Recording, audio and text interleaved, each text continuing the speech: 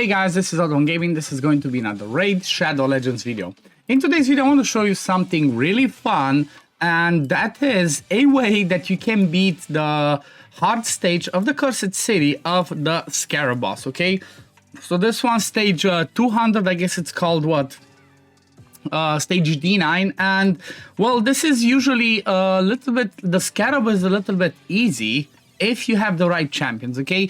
So in order to beat this one, you usually need to have something, you need to have either a shield on your champion most of the time, because otherwise whenever you attack, the boss counterattacks. Or when he attacks you, if there's no shield on, he will attack several times. At the same time, he has a hit where he steals buffs, so you don't really want to get too many buffs on yourself. And another good tactic usually is if you have shields on all the time.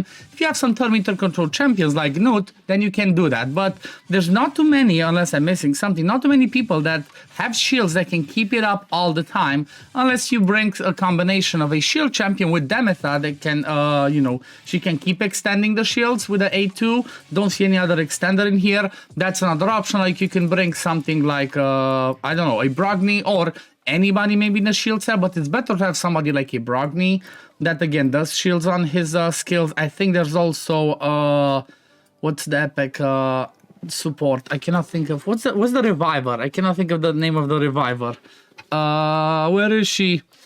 What's the name? Leave it in the comments below while I'm thinking about it. But there's the reviver that also does shields. You can use that alongside her. But most of the time, the easiest way to beat this one is just to have somebody that brings poisons and basically just need a blood shield accessory. And for my video, I'm gonna show you that actually Steel Skull, the OG epic that, you know, we have not heard much about. We're barely using him. He used to be really amazing for clan boss because of increased defense, cleanse on this one, and the poisons on the A1. They're pretty low chance, but, you know, if you build him right, he can actually do it, or she, I'm guessing it's a he, because if it was a she, I don't think the nipples would be out. But anyway, he's actually really good at this. Maybe like you have him built at level 50 or something for faction wars.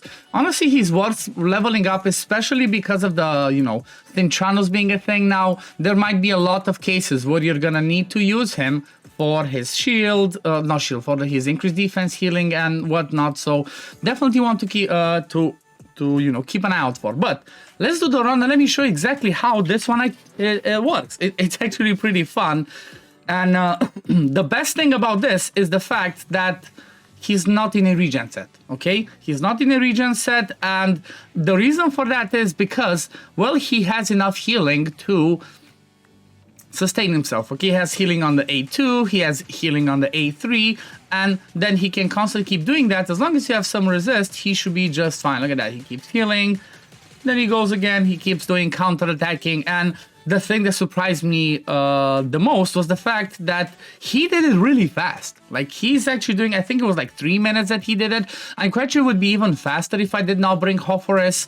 The reason why I brought Hoforus in the team was because of his lead. He brought me the extra 40 resistance that you need, you know, to help you out resist the stuff. But if let me just open this in the meantime. Let's watch, let's see, it's Dead Rise, hard stage, I think it's D9, I said, right? So if we have a look, you basically need around 230 accuracy to land your debuffs and 305 resistance to resist the debuffs from the boss. So those stats should not be as hard to obtain, but as you can see, he's landing it pretty well, considering the fact that, like I said, he has a pretty low chance to land those poisons on the A1. He's doing it pretty well. You might notice something else, and that's where the fun part comes in.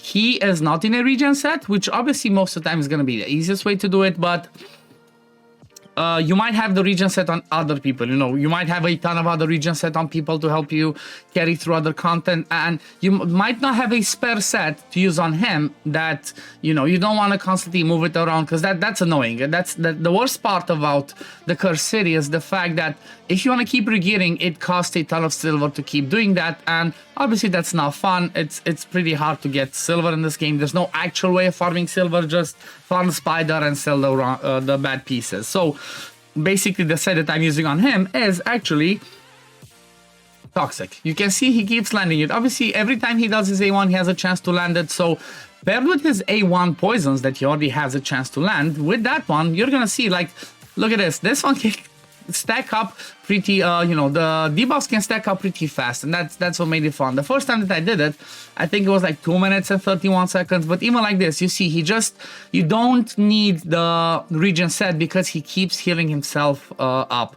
The only thing that you need is a blood shield accessory, okay? That's the usual thing, because if you have a blood shield accessory, you see that small shield every time he does an A1.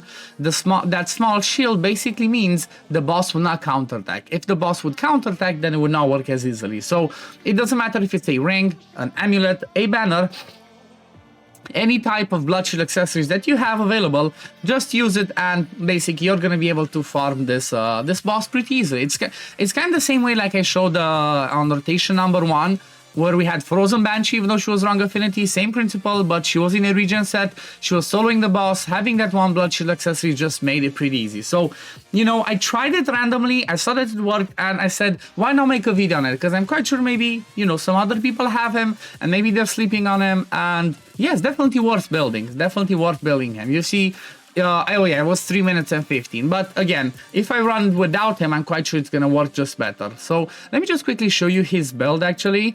So, like I said, he is in a toxic plus speed set, but you also noticed I gave him retaliation accessories. You saw that he kept counterattacking. Well, the reason for that is, obviously, the more he counterattacks, the more poisons he can land from his A1 that does poisons, but also from the toxic set. So, for example, if you can get on him toxic plus retaliation, you know, 2 pieces of retaliation, that might be even better.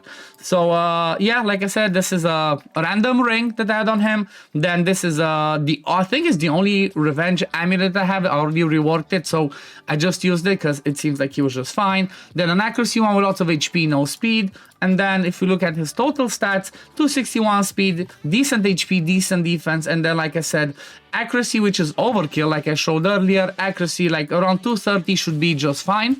So I could drop like the banner to get more survivability. If you're struggling, just get an HP one. And then the resist, like I said, needs to be around 300, 305, so you can be just fine.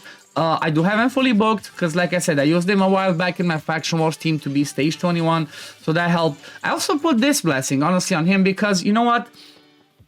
We might have a stage in Soulcross at some point where we're gonna be fighting the hard Fire Knight or any level of Fire Knight, and having faultless defense on him because he puts increased defense will help you to take down that shield, because every time the boss hits, if you have this one on him and you put the increased defense, if everybody has increased defense, when the boss hits, he's gonna get 5 ticks straight away because of it. So this is a really amazing mastery. I've seen some other people make a video on it. So yeah, this is definitely an amazing mastery for Fire Knight. So that's why I chose that one. And then I also gave him masteries because, you know what, I had them again from a while back. I gave him War Master and then down the support tree. You don't need War Master, okay? Again, if you're struggling to survive, just go down the defense tree and the support tree. Grab Tough Skin, Blast Proof, Rejuvenation, then Resurgence, which, I mean, normally shouldn't need that. It should not proc. Because if you get hit by 25% of the HP, then, like, yeah, you're gonna die.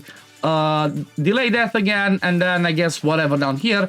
2 masters that are really important on the support tree are Master Hexer and Sniper, because first of all, he has a low chance to land his poisons on the A1, so Sniper's gonna help with that, but Sniper also helps with the toxic set because he only has a 75% chance, so this one's gonna make it an 80% chance. And then obviously Master Hexer for a chance to extend the debuffs. But anyway, I'm gonna leave it at this for today, guys. I'm gonna come, I think, back with a video tomorrow for a solo for this one, okay?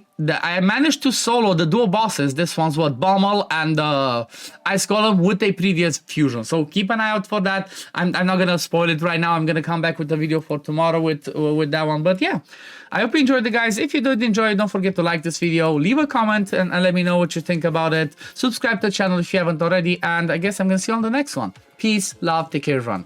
Bye, guys.